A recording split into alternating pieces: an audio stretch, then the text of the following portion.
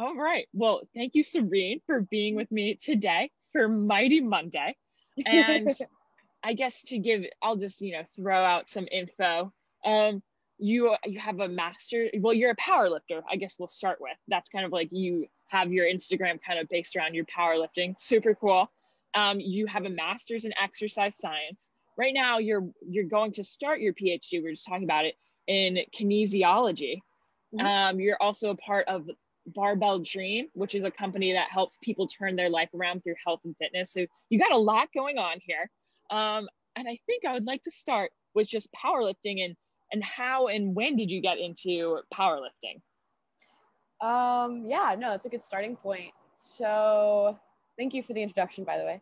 Oh, Um, no problem. I worked very hard on it. I try my best.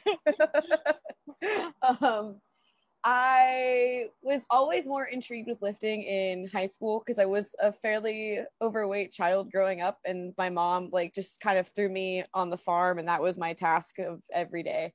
Yeah. And so in high school, I started to have to take PE classes, of course, and your girl does not run well at all. And so I took every strength and conditioning class I could, realized there's something worth being like 4'11" and kind of stocky. And Uh-huh. so I think I just like would lift poorly, but I lifted. And then my freshman year of college, I got a job with University Recreation and I got a job in the weight room. And that was really cool because at the time, I think I was doing like, you know, P90X, you, Yes. if you take the insanity version of that, I was doing that Okay. every day for like a literal 2 years. Like 2 years, I would Wow. just repeat the 2 month calendar they had. Over And and over. yeah, I Yeah, was that's like, definitely, yeah, that's definitely building up to powerlifting for sure. That's insane oh, on its that's own. the starter pack. Yeah, People have no idea. oh my That's the God, secret. sheesh. Yeah, that's the um, beginning. but yeah, P90X every day. every day. Anything else not needed, not No. necessary. Uh-uh. But yeah, so I was doing that. And I was like, this is kind of mundane at this point. And then of course I got my job at the weight room, and then I saw people really lifting, and I'm like, wow, you can lose weight and lift and Right. move numbers and like have goals, and that's kind of cool. Yeah. And so with that, like I think I got into Olympic weightlifting first, and it was really Oh, fun.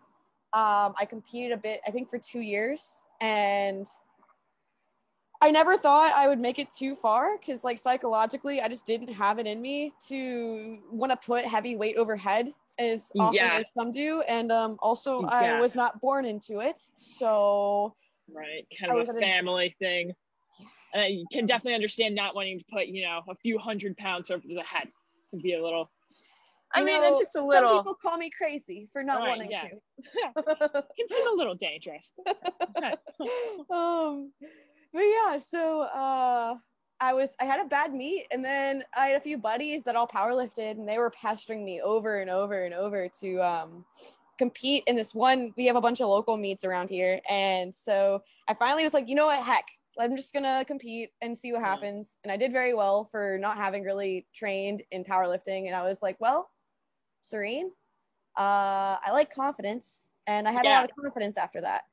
So that's actually what started it. It was like a very, honestly, I wish it were more like bedazzling of a situation, but it was just like, yeah, I was actually kind of good. And it kind of also, the next meet I signed up for was kind of what pulled me out of a very big mental rut, because like I knew that if I put money toward this meet, I would not waste that money. And so it Right. held me accountable when I really did not want to train for a lot of reasons. Yeah. And that kind of like to a degree saved me, but that's a little bit, extreme, I guess. I don't know. Yeah. Well, that didn't, yeah, you started out, well, it's kind of, you started out on the farm and then Yeah. kind of, it was a way to avoid running. And then in the end, it kind of figured, and I definitely resonate with the confidence because when you run like a good race or just, even just after you kind of work out, you have that confidence and you're Oh like, yeah. how do I do that again? And so you just keep going. Oh Well, yeah. yeah. And so I mentioned running. I'm a bit of a runner. I kind of bring this up in my Uh, interviews. Yeah, no, not no, to no. flex. I know you don't like to run. I'm sorry. It's okay. I admire the desire. Yeah. Well, I would say on my behalf, I'm not a huge lifter. So we can, We together. balance each other. Yeah, together. Perfect. Yin and yang. Yeah. Yes. But so for running, you know, people will say, oh, it's 60% mental, like 40% physical, 90% mental. How much is powerlifting mental and how much is it physical? That's interesting. If I I can might. apply it. No, yeah, you can. I definitely think in most sport related areas you can. And I guess my answer for that, it depends because my answer changes depending on the season. So, like right now I'm in an off season because I just competed. And so we're just doing like a bunch of volume. So I'm just doing a high reps because I don't want the mental right now. Right. Because during the meet prep, it was big mental. It was, you're starting to hit like top singles and you're like, okay, well, I have this prescribed weight. I better hit it. Oh, and then we have meet. And then you're like, okay, well, I have these prescribed, like we have to do these. Right. And yeah, I don't know. I definitely say it's extremely mental. I'm not going to claim it's more mental than some other sports. I think actually if I were to scale it with running, I'd probably say running might be a bit more mental, especially because you have to stay in that zone. For me, I mean, I goof off so hard most of the time. If I'm like fairly irritable or it's like very deep into meet prep, I'm fairly reclused, if that's a word.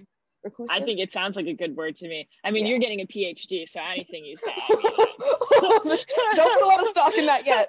I haven't started.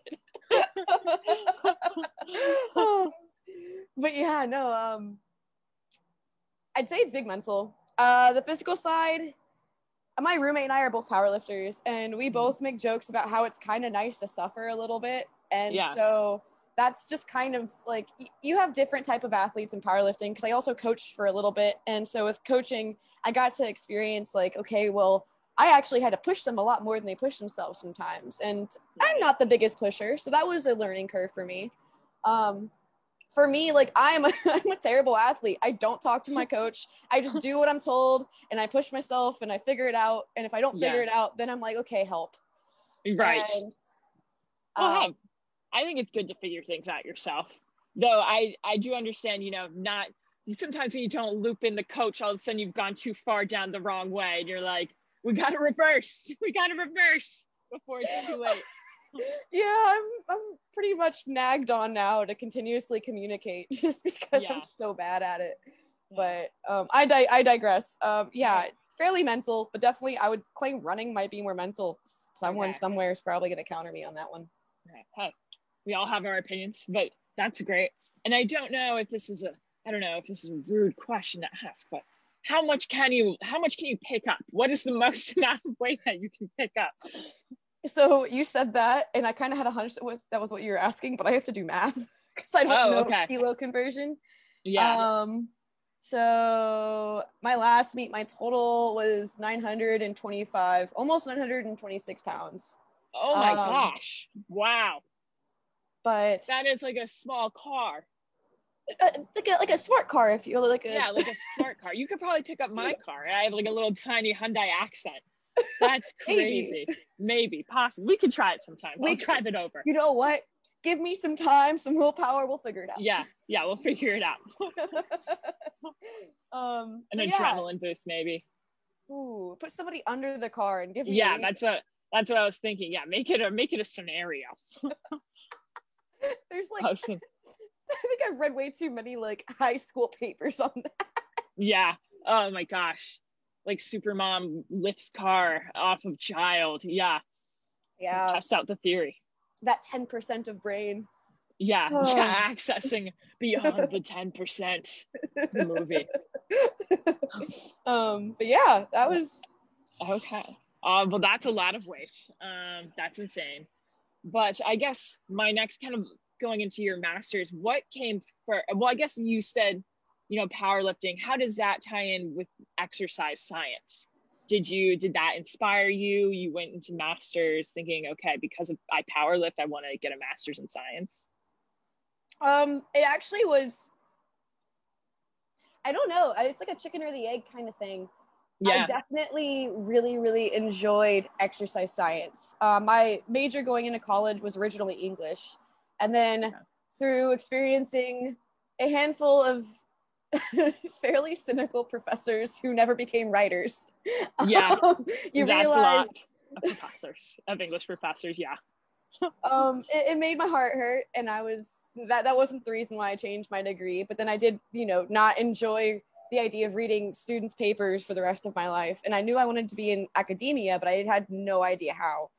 And so then also, coincidentally working at UREC, I met a bunch of people in the exercise science program, and I had never really heard of that. And I was like, oh, you get to learn how to exercise? Because that's like the first thing people think of always, and it's a fair assumption.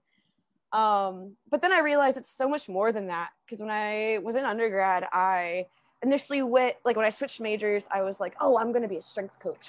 And then I realized, okay, well, I don't want to be a strength coach for a university, and I also don't love sports almost at all. Sorry, Max, I'm in an interview.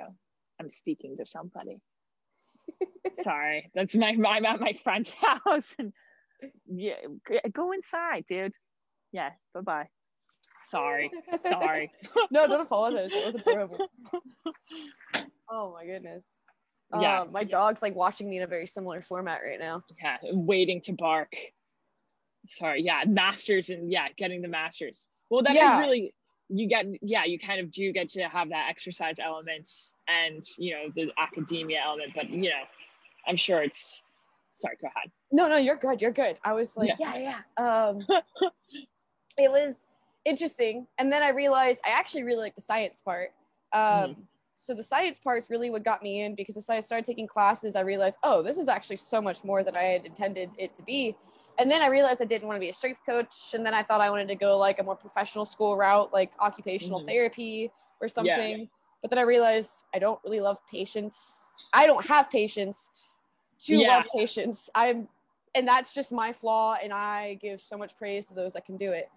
But yeah, so that was a very fast burned torch. And then I joined a research lab, and that was when I was like, oh, this is interesting. I did not realize this little area existed, and it was a pediatric lab, which is cool because I actually don't love kids, so it gave me an appreciation for kids a lot more than I had. Right. But I'm going off on a tangent. So basically, I appreciate the science behind it. Powerlifting within itself didn't contribute to, I think, my academic goals, but my coaching knowledge did thrive, having that physiological understanding underlying my rationale for some things I would program. Even in myself, I started to understand things that I was doing and what they were, what was going to come of it. And so instead of fretting over not seeing progress immediately, I could kind of understand, okay, well, you have to apply this much stimuli for this frequent of for this amount of frequency in this time frame to receive any kind of adaptations in this degree. So this makes sense. So just keep doing it. Right. You really got to understand the underlying, it wasn't just relying on what your body's telling you or whatever. It's being like, oh, there's some things that, I just can't intuitively now. And now you kind of have that information, which is really a great way to apply it. Oh, it's fun. Yeah. Did I answer your question? Fun. No, definitely 100%. Okay, I go on tangents. No. I thought that was great, beautiful. And I guess continuing on the academic path, like we mentioned before, you are getting a PhD in kinesiology, which when I Googled it, it's the study of the mechanics of the body and how the body moves. It's that, a generally accurate description. Sorry, I interrupted you. That was rude. No. I would like to know, is that correct, or what would you define it as? That's the interesting part. So the department is the Department of Kinesiology, and technically I will learn more of that. But the concentration is more exercise physiology. So it's a little bit more derived from the physiological adaptations rather than the mechanics. And that's kind of my words are hard. That's my main interest. Ironically, I had my graduate assistantship in my master's was in the biomechanics lab, which biomechanics is just it can be synonymous for kinesiology to a degree. I think it can be. Someone somewhere is going to say no. I actually hate biomechanics. Oh, wow. Okay. Yeah, right. That was some dirt here. Yeah. My brain is not, like, to me, it's very similar of a comparison of like chemistry versus physics. I love chemistry. I do not understand physics. I actually would rather do calculus math instead of physics math to do or answer some problems. But physics, so biomechanics being more physics based, it doesn't click, which was fair. Yeah. I'm glad I had the graduate assistantship because I had to make it click. And oh, hello. I saw a little head pop up.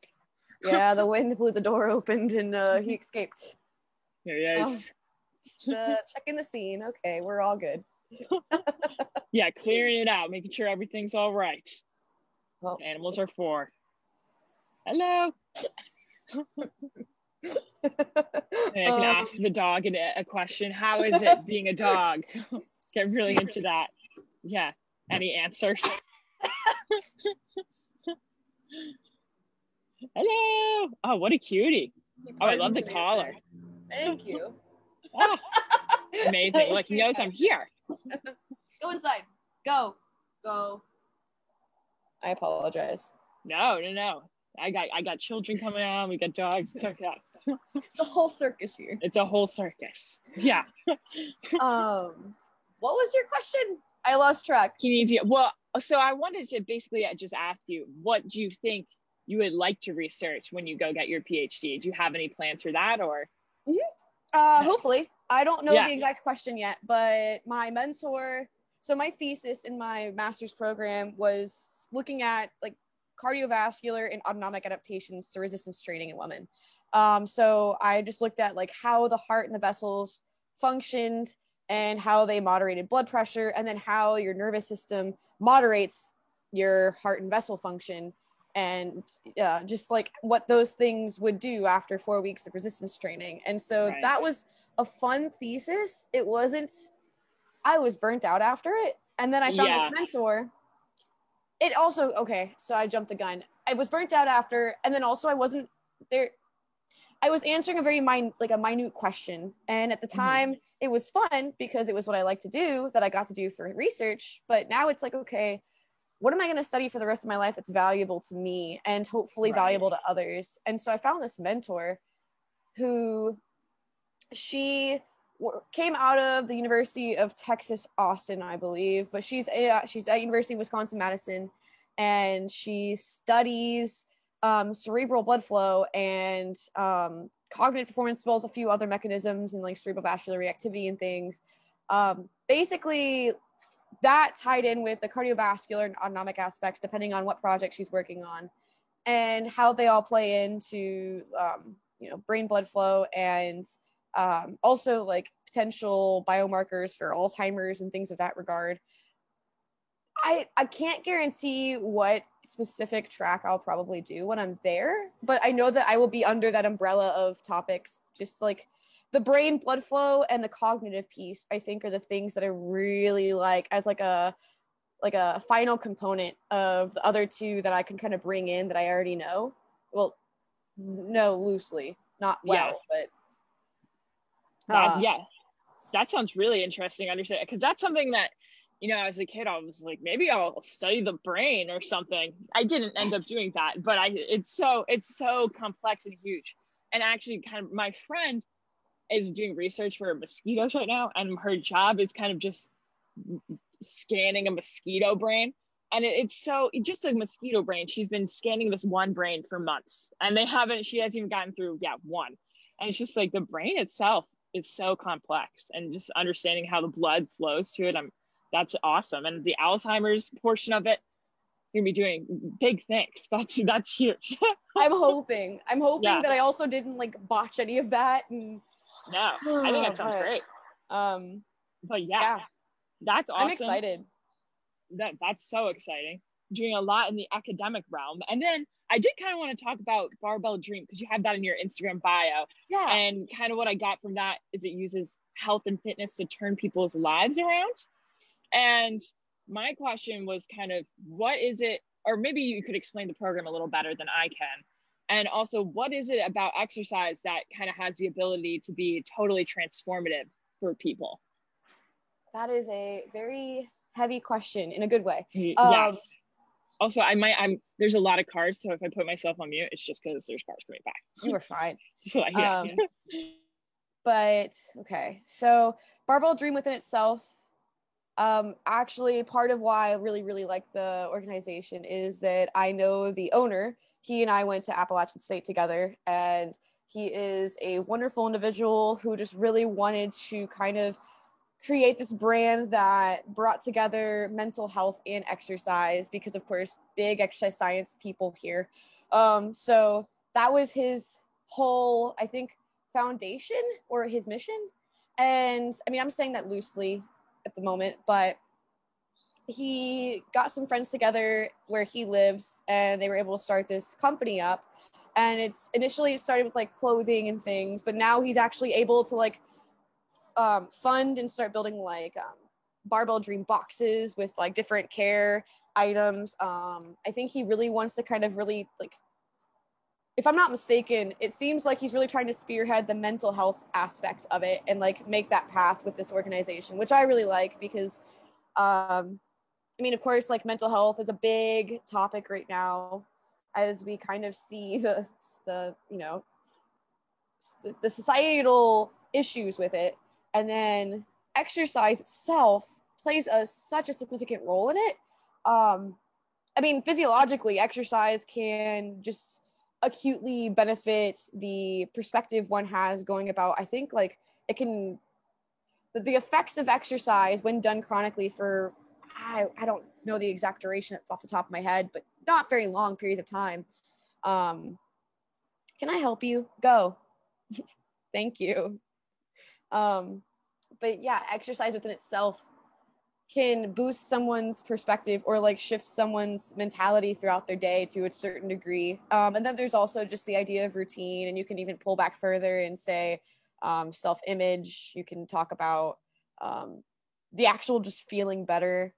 But yeah, it's been shown that exercise can boost in some degree, like it can, you know, minimize anxiety. It can also, you know, help with depression to a certain extent. Granted, I'm not going to claim anyone who is depressed, yeah, why aren't you exercising? I think that's a very loose statement to make and also probably a little bit inconsiderate. But otherwise, it can balance that scale a bit and provide some stability, at least remotely. And then, of course, you would hope to probably dissect other aspects of your life and figure that out. But yeah, 100%. I mean, throughout my life, that's something that's been a constant staple is like yeah, going on a run. And then after I run, I feel so much better. So I think there's something scientific. You have the endorphins, whatever, flowing through the brain. You just feel better. Yeah. Well, that, and then with that feeling better, you're probably going to do more better things after it because you already have that boost of energy. You have that shift in instead of feeling overwhelmed, you feel more challenged. So like you're willing to take on the challenges rather than shy away from them. Depends on the person, but yeah, I definitely really enjoy that. I agree 100% because then after a run, I'll be like, I just did that. I can do anything. Nothing's hard compared to that. So yeah, no, that's good. That's so true. In my head, I don't know why, but I just saw you like climbing Mount Kilimanjaro.